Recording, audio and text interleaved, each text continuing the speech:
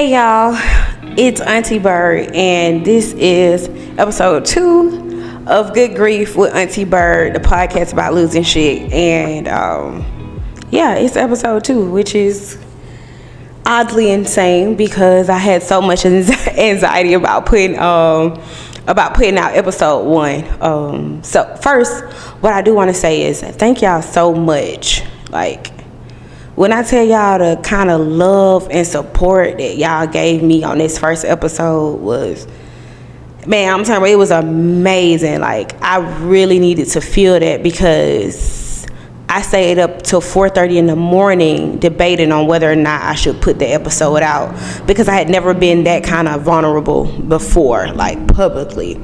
Like, that was my first time ever being that vulnerable, and it was scary. And I ain't gonna lie, I cut a lot of that episode out because I was like, oh shit, this is too much. Like, it's too much for me. Like, it was too much for me to share, so I cut some of it out. But the parts, that I did leave in was still a lot for me. And the fact that y'all shared some of y'all stories with me, y'all gave me like kudos and just continue to tell me how much it was needed, made me feel like I was doing the right thing. So thank y'all, man. Thank y'all so much. And it also made me realize too, like, I know it's cliche to say like, oh, you never know what people going through, but the kinds of stories that y'all were like DMing me about, or like even just small little anecdotes or whatever you were going through in your life, the shit that y'all share with me, I was like, damn, I kind of talk to some of these people via social media, pretty often, and I had no idea that, you were going through with whatever you were going through. So thank y'all, man. Thank y'all so much. Thank y'all so much. And I'm also realizing too with this particular podcast, because of course y'all know me from another podcast, but with this particular podcast, I do produce it, but the shit may go left because it's real emotional, and I'm trying to get very comfortable with the fact that, it may go left. I'm going to produce it as well as I can, but emotions just may run a different way. So, and if it takes me a different way, I'm just gonna take it, take it that way. So, man, thank y'all so much. If this is y'all first time tuning in, it's only the second episode, so you missed too much. But if this is your first time tuning in, I just kind of want to give you like a short synopsis of the podcast. So it's called Good Grief with Auntie Byrd, and I lost both of my parents very recently. One, at the beginning of the year, and one at the end of the year, and I'm still very much in the beginning stages of it all. And my parents weren't sick or anything too, so my parents' death, like, it really came all of a sudden. So I never experienced grief before, like not in this capacity, and I've never felt a lot of the feelings that I'm feeling right now, or had felt before. Y'all hear all of this noise. I stay in the middle of the city, so you hear everything. But anywho, I've never felt these feelings before, and I was kind of like looking for my voice, and I was looking for, I don't know if I was looking for a podcast, YouTube channel. Like, I was looking for anything that made me feel like I wasn't fucking going crazy. Like, I'm not even gonna hold you. I was looking for anything that made me feel like I wasn't going crazy, and I couldn't find it. Not saying that it's not out there, but like, I couldn't find it. So I guess God put it on my heart to like develop it. So that's what I'm doing, and I want to create a space for people who feel like me, to feel safe and to make them feel like they ain't going crazy. Honestly, the more people that come, it's gonna continue to make me feel like I ain't going crazy. So, like, y'all share this, share it with as many people as you can. Be gentle when you're sharing this, because everybody ain't ready. I also want to say too, before I get into the episodes, that like, I am nowhere near a healthcare worker. I'm not a licensed therapist or counselor. I am not giving out like medical advice by any means. This is me literally just sharing my emotions and feelings and my journey in real time. And if you can relate to it, then great. And if you can't, like, because this shit can be heavy, then, you know, by all means, do not listen. You know what I'm saying? Do not listen, because everybody ain't in the space to listen. So I just want to make that disclaimer, because I don't want nobody to sue me or anything. But yeah, just thank y'all so much for y'all support. And I also know, like, grief shows up in different ways. It don't have to be you grieving somebody who passed away. It can be somebody, it can be you can be grieving the loss of a job. You can be grieving the loss of who you were in the past, things that you didn't get to do. You can, you know what I'm saying? Like, grief is a very general term, and I want to explore that in all facets, if possible. So a lot of y'all reached out about, like, having guests on the show. Yes, I'm going to have guests on the show, and a lot of y'all who reached out to me are going to be guests on the show. And I just want to create a space where we all can come in and share with each other, because this thing has no age, it has no economic status, it has no gender. Like, it's real, and all of us are going to experience it or have experienced it. So that's kind of the breakdown of Good Grief with Auntie Byrd. So this is episode 2, and as I'm, like, producing the show, you know, I just started to, like, jot down a lot of emotions that, like, either I'm currently going through, or I did feel in the past, and it's still happening right now. And the thing that kind of came up to me for this particular show was, like, all of the things that, you know, like, I didn't get to do, right? Or the things that, like, could have been. So, like I said, like, both of my parents passed away, and I think, like, as children, we all think about those goals that we have, that we want to see our parents, like, that we want our parents to see us accomplish. And we all have those, like, really big dreams of, like, buying mommy and daddy a house and taking them on trips and doing all of these, like, phenomenal things and becoming you know, like, all the big goals and dreams. Like, we all have those. And when my parents passed away, it kind of hit me hard that they either didn't see me accomplish them, or, like, I hadn't accomplished them in the time frame that I had while I was with them, if I'm making sense. So, like, for instance, like, when my mom passed away, it, like, took a toll on me, because I started to, like, think about children. And granted, like, when I was younger, I never thought about, like, I never was the girl who was like, yeah, you know, and, you know, when I grow up, I'm going to have 3 children. And, like, I never thought about it. Honestly, I always saw myself as an auntie, you know, like, you know, I always wanted to be somebody's auntie. Like, I'm going to be the greatest auntie ever. But I always knew, like, I would get married, though. And I always say, like, if my husband wants children, then, you know, I'm going to do my wifely duties and have children, because I'll be a bomb-ass mom, of course. Look at me, right? But when my mom passed away, but I always said, this is what I always said, I was like, but if I have children, I'm like, my mom's going to come stay with me. My mom's going to come live with me for a year. I don't know what his mama going to do, but my mom's going to come stay with me for a year. And I don't know what my daddy going to do without my mama, but she's going to have to come and help me, you know. So that was always the thing. Like, if I ever had kids, my mom was going to come and stay with me for a year.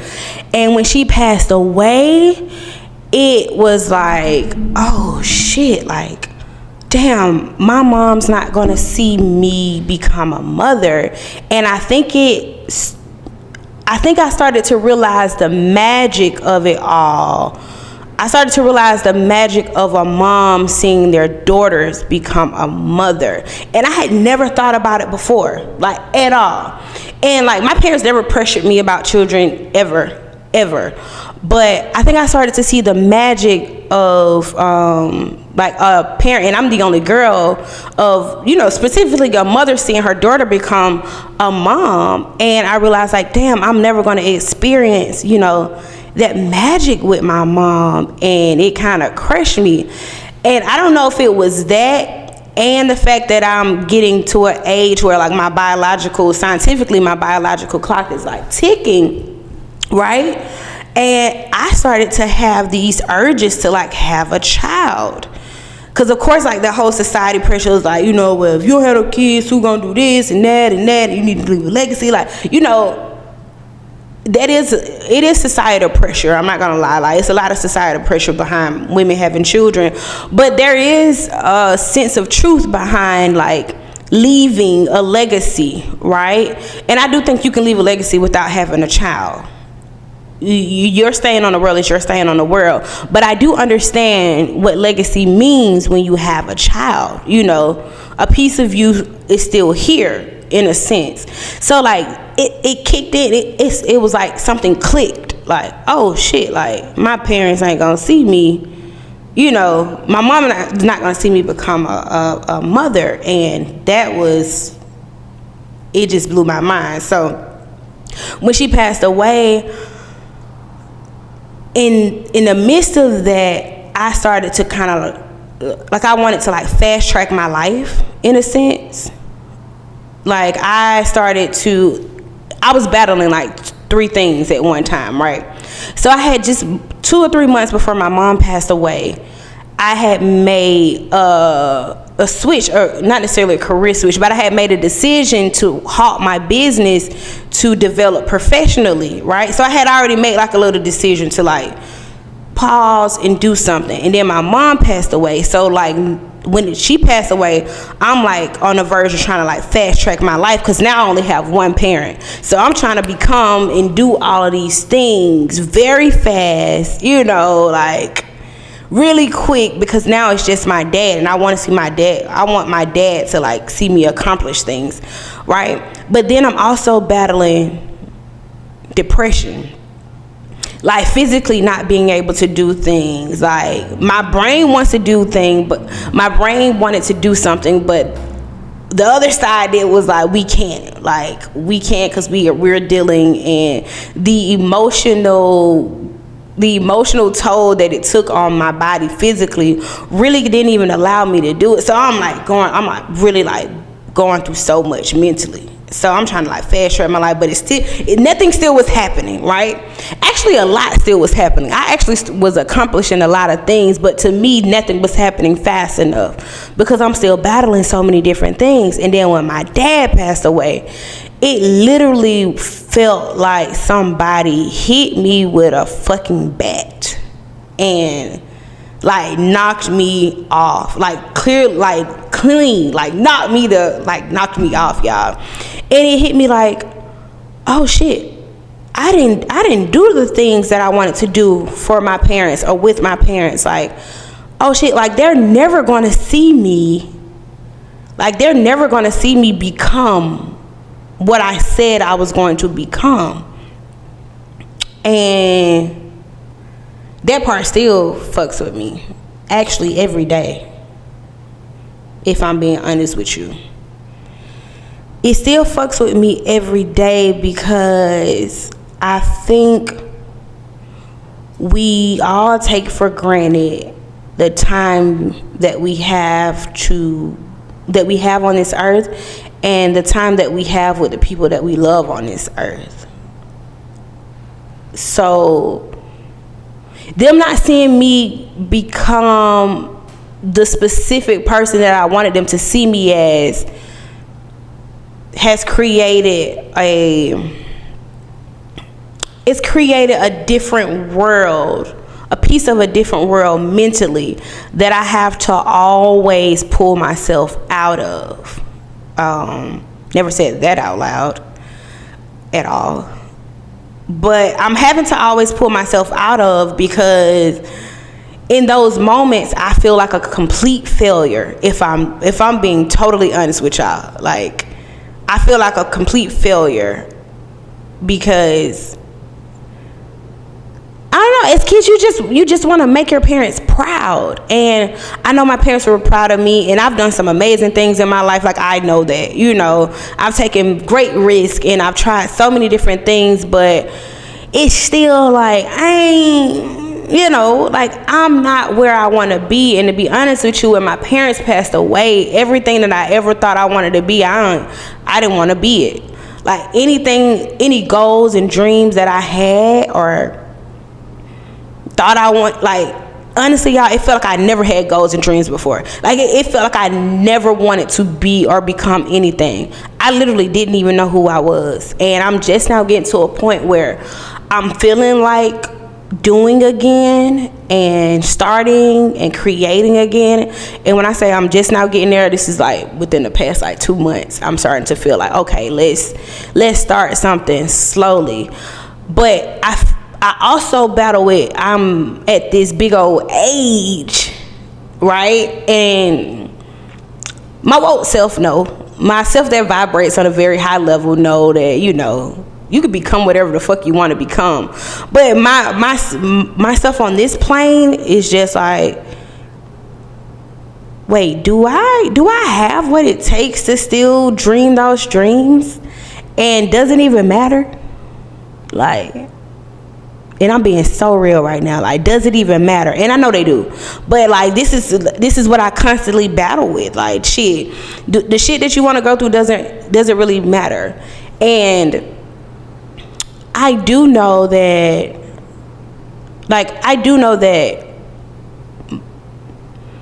most shit that we deem important isn't important.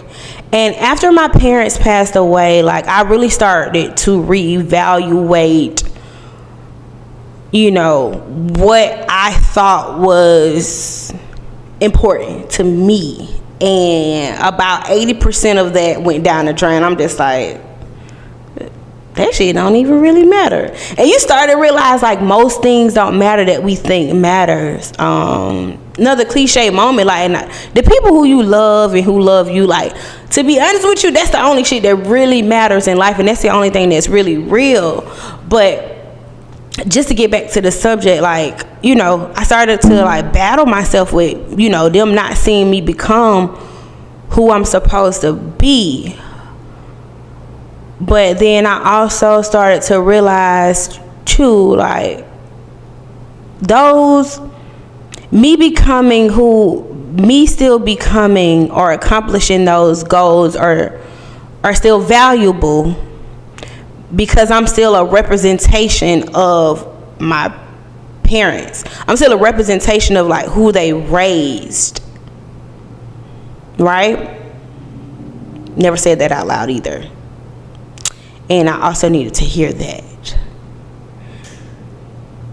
Those dreams and goals still matter, because I am a physical representation of who they raised and what they are. Hence the reason why legacy is important, right? Damn. That's crazy. That's real.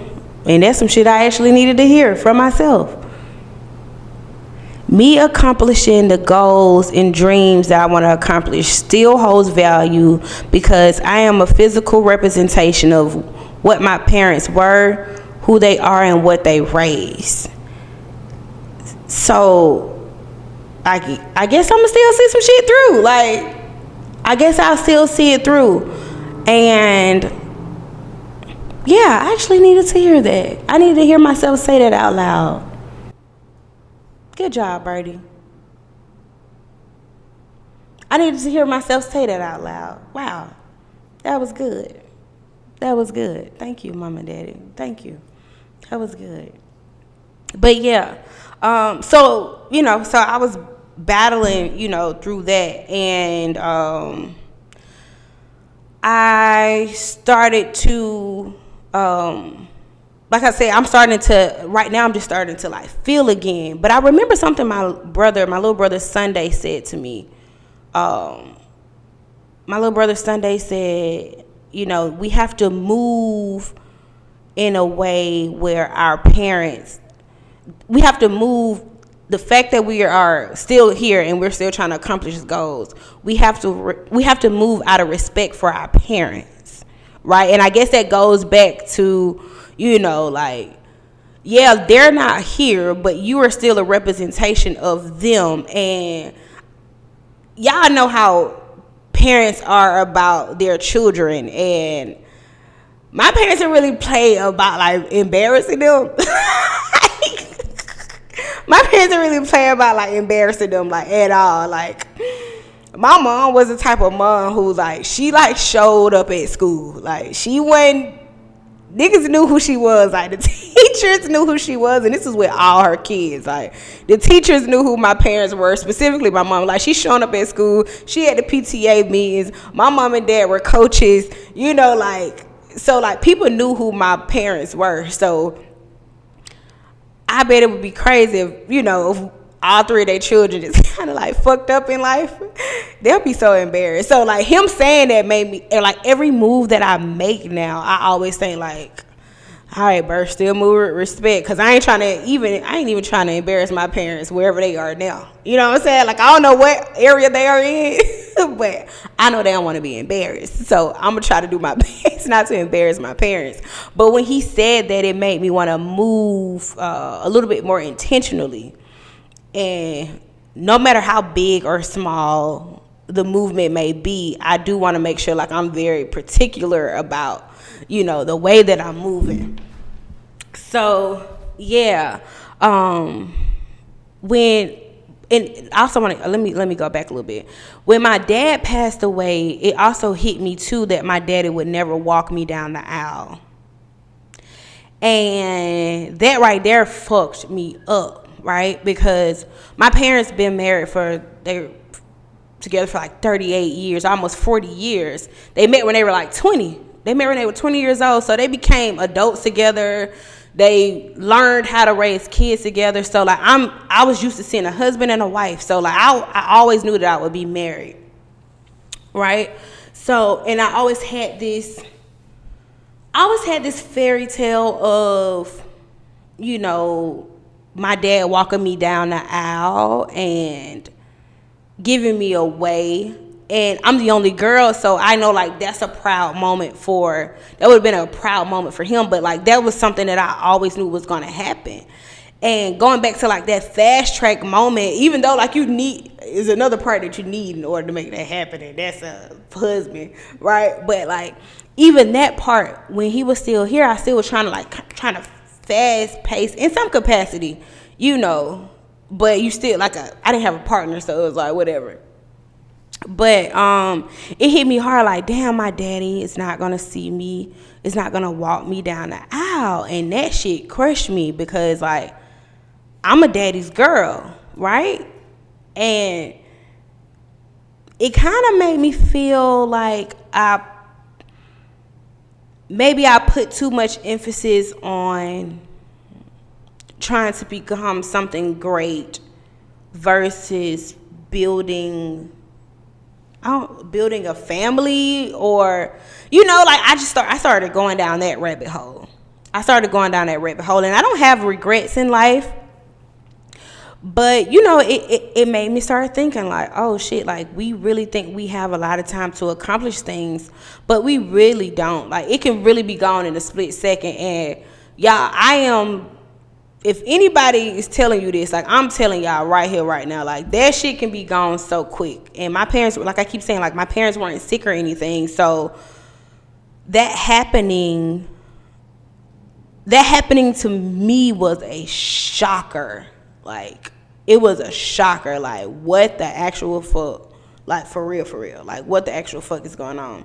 But yeah, so, like, all of that started to, like, collapse. And then I just started spiraling. Like, it just starts to spiral. But now, since I've said, you know, whatever I want to accomplish still holds value, it's making me, in real time, like right now, it's really making me even rethink about the way that I'm going to move in general. And then outside of that, I have started to, like, thank my younger self, my past self. And when I say past, I mean, like, within the past year self. And I want y'all to start doing this too. And this has nothing to do with grief, but just, like, in general, I started to tell myself, like, you know, we've never done life before. And a lot of the mistakes we make, we literally make them for the first time. So the fact that we are moving in real time and, like, figuring certain things out in real time and still not giving up, like, that shit should be, Like, that shit should be applauded. So, like, lately I've been thanking myself, like, damn, sis, like, thank you for making this little move. Even when I didn't have, like, honestly, whatever goals I thought I had before, like I said, like, I didn't have them hoes no more. Like, I didn't care. But what I still was making little moves to position myself to feel again. Now that I'm looking back on it, I noticed that's what I was doing. That's what I was doing. So I just want to, like, thank my past self for just having a little fighter spirit to, like, take one step, take the next step, take the next big step. Because if I hadn't done those little small steps, I wouldn't even really be here, or I wouldn't have even been in a position to, like, hear God tell me to do certain things or move in a certain way. So, like, outside of grief, I think, like, understanding what you're doing now and how it's going to affect you in the future, like, I think we need to think about that a little bit more. Like, whatever decision that you're about to make, ask yourself, like, now, would 35-year-old me be okay with this? Would 40-year-old me be okay with this? Like, how is this going to affect me, moving forward? So I started to, like, kind of, like, thank myself, because I still was doing, like, a little bit of the work. But so yeah, I guess I have to, like, recreate my why, and just dream anew. And like I said, I'm right now, I'm, like, getting back to a space where I want to create and want to do again. But I want to be very intentional about the moves that I'm making now. And I know now, like, this shit can be gone at any time, and I'm trying to continue to, like, pull myself out of, the sinking hole, because I go there at least once a week, and if you grieve, I don't know, but what I feel like, I go there, like, once a week. I get into a hole, like, once a week, and I have to, like, pull myself out of it. And I'm getting a lot better at pulling myself out of it faster. So I just want to reimagine what life is supposed to be for me, and be very strategic about how I get there, and who I am with, and who I'm letting come with me, who I'm going to let come with me on the journey, because that matters as well. I know I spoke about my village on the last episode, but, like, honestly, y'all, like, I don't mean to keep sounding cliche, but it's real. Like, what Erica say, pick your friends like you pick your fruit. Like, nah, pick your people how you pick your fruit, man. Like, y'all gonna have ups and downs, ins and out, but, like, if somebody can stand with you when you in the mud sinking and they got their hand out really trying to pull you out, like, keep them folks around you. But the people who see you sink and they throw more shit on you to make you sink, like, get the fuck away from those people. And I ain't even gonna go into that. Yeah, I'll go into that on another episode. But, like, if somebody's not trying to pull you out, or if somebody's not, like, they see you sinking but they don't want to show up, or they're not showing up, like, leave them. That ain't the fruit you want. That ain't the fruit you want in your salad. Like, that's not the fruit you want in your salad, because you're going to have to start to dream anew. You're going to have to start to be intentional about the way that you move. And I'm saying you because I'm talking to me, because that is what's going to matter the most. And I'm there. I'm at the place where I'm dreaming something new again. And this is all happening in real time. So anything that you guys are seeing me doing moving forward, just know that it's a flame that I recently lit. And I'm going to need all the support. Like, I'm going to need all the support I can get, because I'm reimagining my why. And I'm figuring out my why again. Yeah, I'm figuring out my why again in real time. So, to be patient. I also realized, like, even with this podcast, it don't even matter how I produce it. Like, it's just gonna go however it's gonna go, and I am not gonna try to even control it. I'm gonna let it go. I'm gonna try to give you a good show because I believe in doing great things, and doing them well. But if this is how it kind of flows out, God just used me as a vessel, and I just give it what I need to give. But what I'm gonna do is be as vulnerable and as real as possible, and this is what I got. So this is where I'm at. I'm dreaming anew after realizing that what I wanted to accomplish, or what I wanted to see my parents, what I wanted my parents to see me accomplish, I didn't get a chance to do while they were physically here. I have realized now on this episode that it still holds value because I am a representation of them. So moving forward, shout out to Sunday, I'm going to continue to move with intentions to just continue to be a great representation of them in real time. So this is going to be a wrap, y'all. Damn, now I got to go write in my fucking journal and try to figure this shit out now because I can't even leave it hanging. Okay, y'all. Thank y'all for listening to episode 2. An episode that I really did produce, but it just went left because I just had a epiphany here. But thank y'all for listening to episode 2 of Good Grief with Auntie Byrd. And it's the podcast about losing shit. Bye, y'all.